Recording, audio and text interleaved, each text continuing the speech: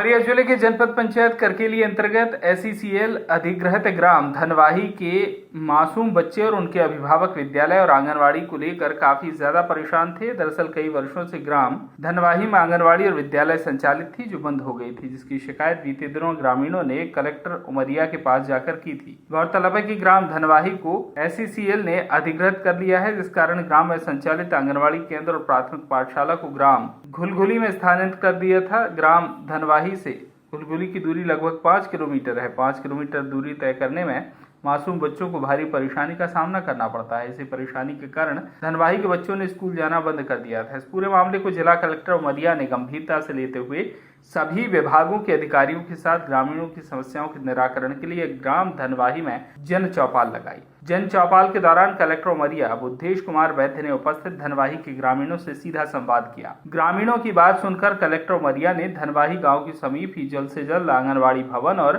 विद्यालय निर्माण की बात कही। उन्होंने कहा कि जब तक आंगनवाड़ी भवन विद्यालय का निर्माण गांव के समीप नहीं होता, तब तक विद्यालय का संचालन और आंगनवाड़ी केंद्र का संचालन गांव के सामुदायिक भवन में किया जाएगा। इस अवसर पर कलेक्टर उमरिया बुद्धेश कुमार वैद्य, पुलिस अधीक्षक उमरिया श्रीमती निवेदिता नायडू, जिला पंचायत CEO श्रीमती इला तिवारी सहित शिक्षा विभाग के आला अधिकारी और SECL के अधिकारी सहित ग्राम धनवाही के ग्रामीण मौजूद रहे। खानों को चलाने के लिए कोयले की, पानी की जरूरत पड़ती है और वो जहाँ पर होता है वहीं से उसकी पूर्ति होती है। कोशिश ये होना चाहिए कि लोगों की जो समस्याएं हैं उनका ईमानदारी से समाधान हो। सबसे पहले तो मैं आपके गांव के लोगों को बहुत धन्यवाद और बधाई देना चाहता हूं कि इतना बढ़िया बोलने वाले लोग हैं आपके गांव में। कई बार हम गांव में जाते हैं तो बोलने वाले लोग ही नहीं मिलते कि अपनी बात को भी ठीक से रख सके। आपके यहाँ जनपद सदस्य जी, सरपंच जी और 2-3-4 बंधुओं ने जो है इतनी जिम्मेदारी से और इतनी शिद्दत से अपनी बात रखी है, तो अब हम सब लोग अपनी जिम्मेदारी से भाग नहीं सकते। मुझे अभी आए हुए ज्यादा समय हुआ नहीं है आपके जिले में, 15-20 दिन ही हुए हैं, लेकिन ये बात भी है कि SECL ने कुछ पैसा जो है ऑलरेडी जो हमारे गांव में आंगनबाड़ी है, स्कूल है, मंदिर है, चबूतरा है और जो भी संरचनाएं हैं सरकारी, जैसे आपको इन्होंने कंपनसेशन दिया है आपकी जमीनों का, वैसे जो है इन सरकारी संस्थाओं का भी उन्होंने कंपनसेशन दिया हुआ है। आप लोगों ने जब ध्यान आकृष्ट किया, जब आप लोगों ने बताया, जब अखबारों में छपा, जब हमारे ध्यान में ये विषय आया, तब जाकर के हमने वो सारे कागज निकाले, क्योंकि मैं भी नया आदमी था तो भी मैंने जाकर के वो सारे कागज पत्तर निकाले। तो पहली बात तो ये है कि जो संरचनाएं अब पुरानी, वैसे भी वो पुरानी हो गई थी और चूंकि अब वो अधिग्रहण वाली जगह का हिस्सा है तो उनको वहां से निश्चित रूप से हटना है और वो हटेगी, उसका कोई हमारे पास में तरीका नहीं है।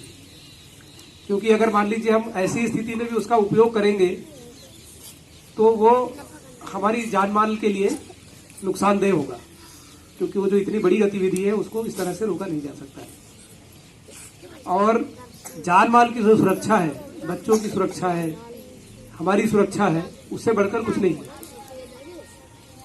पूरे समय न SECL के अधिकारी यहाँ रह सकते हैं, न हम यहाँ रह सकते हैं, न पुलिस यहाँ रह सकती है।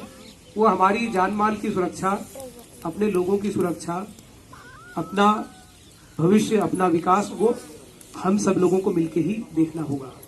तो उसके लिए हम सबको एक सकारात्मक भाव रखना पड़ेगा और कभी भी अपने गांव का नाम जो है हमेशा अच्छे काम से, अच्छे रूप से जाना जाए, इस तरह से काम हमको करना होगा। तो पहली बात तो ये सब नए बनेंगे।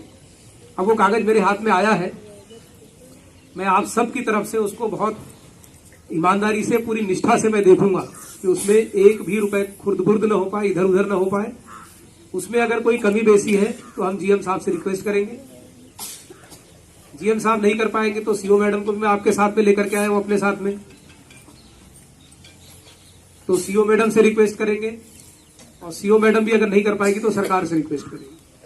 लेकिन आपके गांव की जो संरचनाएं यहाँ से हट रही है, वो जो आप सुझाव देंगे, धनवाही में जहां कहीं भी आपकी सुविधाजनक जगह होगी, उस सुविधाजनक जगह पर हम आपके स्कूल, आंगनबाड़ी, सेवा सहकारी समिति, जो भी संस्थाएं हैं, उनका हम पुनर्निर्माण करेंगे। कि वो विलंब हुआ है इसमें, अगर ये समय पर अगर इसको कर देते तो शायद अभी तक तो 1 साल में, 1.5 साल में कुछ न कुछ वो आकार ले लेती।